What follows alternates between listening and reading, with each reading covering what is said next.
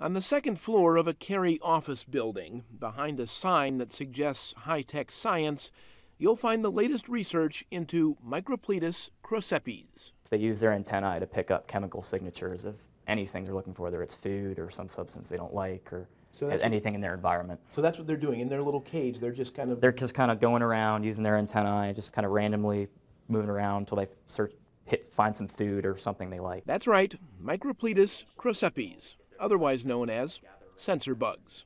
But before you call these just a bunch of dumb bugs, watch. From the air going in, does it take long? I'm kind of timing No, here. it takes about 5 seconds. And as you can see, they're already there. They're already gathering around the hole, thinking there's some food there. That's right.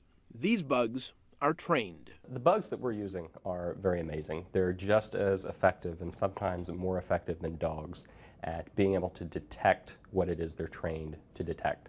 So just like you can train a dog to detect explosive residue or some other scent, we can train these bugs to do the same thing. Anything a dog can be trained to smell, your slippers, the neighbor's cat, whatever, anything that a dog can smell, these sensor bugs can smell.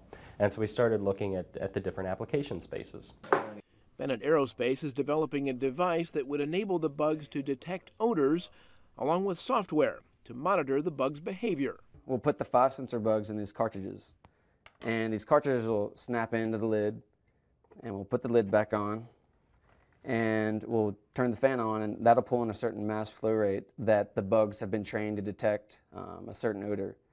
And within about 5 seconds, the bugs will congregate towards the center if there's a detection. The first target, bed bugs. The question, as company president Doug Bennett says in this video, is whether there is a market to support building and selling a product to spot bed bugs. Because right now there is no way of detecting if someone has bed bugs or not. The only way you can tell today is if someone starts getting bites on them and they don't really know where it's coming from, or they might see a bed bug, but because bed bugs are nocturnal, most people don't even know they're there. In theory, sensor bugs could be trained to detect any household problem, and perhaps even explosives, illegal drugs, even human diseases. We would sell or lease the container. So the piece of the product that has the camera, that has the computer software, that has the fan to draw the air in, that's constantly reusable.